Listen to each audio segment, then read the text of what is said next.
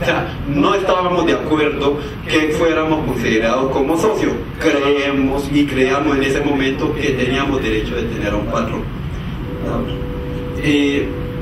Tras las solicitudes del 2007, nosotros comenzamos a hacer un proceso de peticiones, comenzamos a organizarnos, a pedirle. Los ingenios se negaron a recibir los pliegos de peticiones. Primero, por una cuestión que se presentó fue Azocaña. Azocaña es la agremiación que agremia a todos los 3 ingenios. Entonces, ellos dijeron no, se tiene que dar a cada ingenio, pero cuando ya lo dieron ya estábamos en el paro.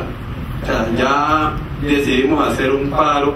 El paro duró 58 días, fue muy duro porque nos tocó enfrentarnos con el SMAT, hubieron varios compañeros heridos. O sea, fue un proceso realmente muy duro porque fue un proceso de confrontación, el hecho tal que de pronto así el gobierno, ahí es donde uno tiene que mirar qué clase de gobierno tiene, porque el gobierno lo que hizo fue desestimar nuestro proceso organizativo, entonces porque consideraba que no era legítimo.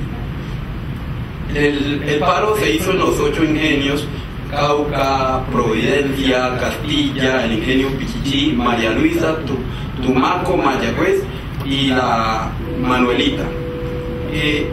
Nosotros los corteros de caña, antes del paro, éramos considerados en los pueblos como personas que no valíamos. O sea, usted se montaba un bus y la gente se le retiraba. ¿Por qué? Porque no considerábamos no nos consideraban importante. Después de ese proceso, la población vallecaucana se dio cuenta de que nosotros éramos importantes y que el sector azucarero producía un desarrollo, era el que desarrollaba la economía vallecaucana, porque se paró todo el departamento quedó parado por el paro de nosotros. Éramos 12.000 a 16.000 trabajadores en paro. Entonces eso paró la economía. A partir de ese proceso se logró la firma con unos acuerdos cooperativos. En el ingenio del Cauca fuimos los primeros que firmamos el acuerdo. Ahí logramos derecho a la vivienda, el derecho a la educación. O sea, nos comenzaron a dar garantías para poder estudiar. Derecho a la salud, las EPS comenzaron a prestarnos más atención porque las EPS no nos prestaban atención. Un incremento del 11,7%, fue importante ese incremento. Horarios de trabajo razonables, ya un cortero no corta caña a más de las 4 de la tarde, que es lo justo. Después de las 4 de la tarde debe irse a su casa a descansar. Derecho a jornada de descanso, porque en ese tiempo no nos daban descanso los domingos.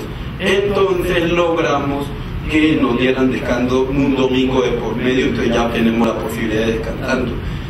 Ganamos algo que nos pareció importante: comenzar los paseos para nuestras familias, los hijos. Entonces ya nos llevaban a sitios de recreación para poder recrearnos. No es tan solo trabajar, sino que tiene que usted como ser humano tener espacio para recrearse.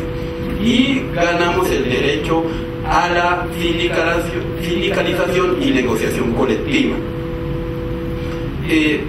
Gracias a ese proceso de 2008, el mundo se dio cuenta, gran parte del mundo, quiénes somos los corteros de caña, porque éramos un sector muy incivilizado dentro de la sociedad, no tan solo colombiana, sino también mundial. Era un tema que casi no se veía hasta el paro. Y entonces comenzamos a liderar procesos organizativos más allá de lo común. Después de eso, pues obviamente en el 2008 tampoco logramos la contratación directa. Lo que hicimos fue ganar el derecho a la negociación y ganamos el derecho a negociar y a sindicalizarse. Después del acuerdo Obama Santos, y es vergonzoso decir esto, pero el gobierno colombiano, tuvo que el gobierno norteamericano imponerle un acuerdo a Colombia para que pudiera avanzar en derechos laborales. Eso da vergüenza, porque tiene que ser un tema de voluntad política de cada país. Entonces el acuerdo Obama-Santos es un acuerdo que para que poderse firmar el TLC, el gobierno colombiano se compromete a mejorar las condiciones laborales en Colombia. Básicamente es ese acuerdo, y va a unos puntos, dentro de ellos la eliminación de las cooperativas de trabajo social. Nosotros comenzamos a hacer un proceso de discusión, de movilización, y entonces los ingenios tomaron la decisión, 6 ingenios tomaron la decisión. El primer ingenio que tomó la decisión fue el ingenio del Cauca. Firmamos una convención colectiva, ellos crearon, lo que hicieron fue crear unas empresas especializadas para el corte, donde nos dieron contratación directa, nos dieron contrato a término indefinido, nos dieron derecho a la negociación colectiva, a firmar una convención, y nos dieron, o sea, todas las garantías de ese código laboral. Ya somos reconocidos como trabajadores y pasamos todas las garantías que veníamos ganando, las pasamos a la convención colectiva. Hoy, por ejemplo, ya tengo permiso permanente que antes no podía tener.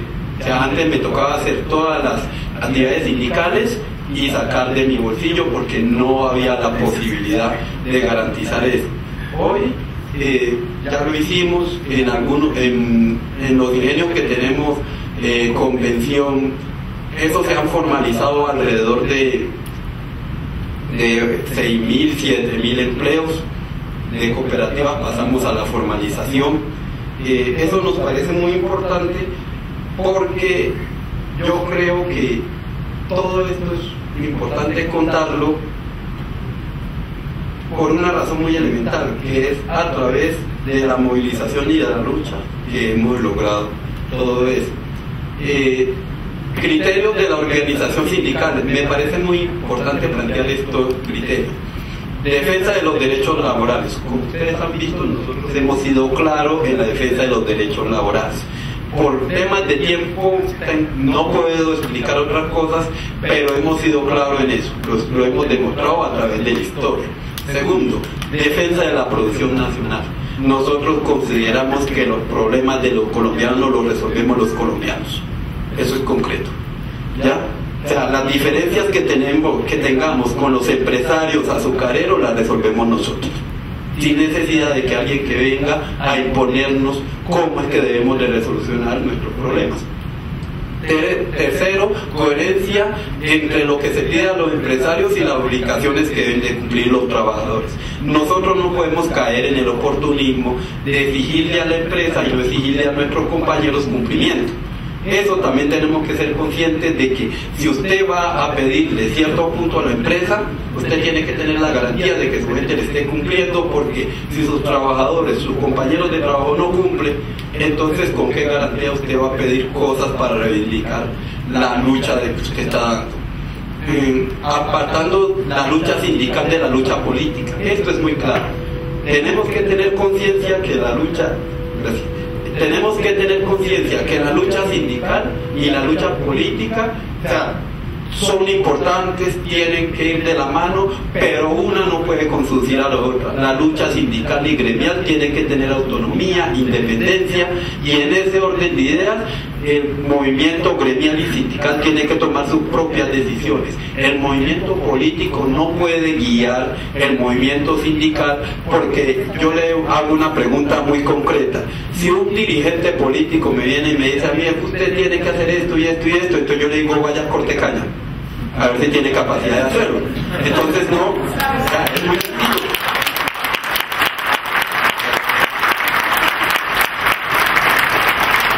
Entonces nosotros tenemos ese criterio muy claro. O sea, nosotros creemos que nosotros los trabajadores debemos de tener independencia, saber de política, incluirnos en la política, pero tener nuestra propia autonomía. Lo otro es autonomía en la toma de decisiones. Eso es muy importante, porque si usted no tiene capacidad de tomar decisiones, usted no puede avanzar en los procesos organizativos. Bueno, ya para terminar, hay una cosa que en los espacios hay que decirlo, mire, nosotros somos muy claros y muy contundentes en las cosas que nosotros planteamos. El tema del paro, después del paro, ya el doctor Siacho que lo va a hablar, ha sido un proceso de recuperar confianza, porque estamos en ese proceso. Es de avanzada, a pesar de que hemos tenido un conflicto muy duro, y el doctor lo sabe, seguimos teniendo diferencias, pero tenemos que compaginar en algunas cosas, porque tenemos que mirar el bien del país. Hay ocasiones que hay cosas mucho más grandes, y eso quiero dejar la posición aquí sentada. ¿Por qué defendemos la agroindustria nacional? ¿Y por qué estamos en un proceso de concientización de la agroindustria? Hemos conseguido unas cosas, pero esas cosas hoy se están viendo afectadas por el Tratado de Libre Comercio. ¿Por qué? Porque dos cosas. Primero, Estados Unidos produce edulcorantes, árabe de maíz. Con la aprobación del Tratado de Libre Comercio, al sector le quitan el 30% de su producción nacional. ¿A quién perjudica eso?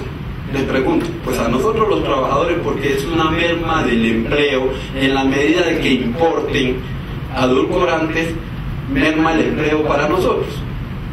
Segundo, porque en estos momentos, con la aprobación del Tratado de Libre Comercio, los aranceles para la importación de etanol de aquí a 10 años queda a cero. Entonces, en Brasil se quebraron 5 ingenios azucareros.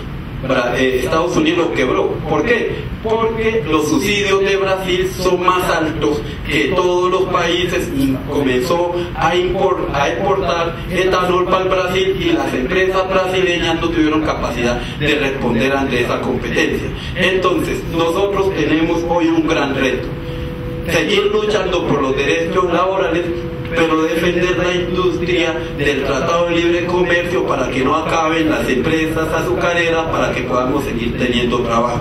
Yo creo que ese es el mensaje que hoy estamos, y por eso creemos que podemos seguir aportando a la interculturalidad con los criterios que dije al inicio. Muchas gracias.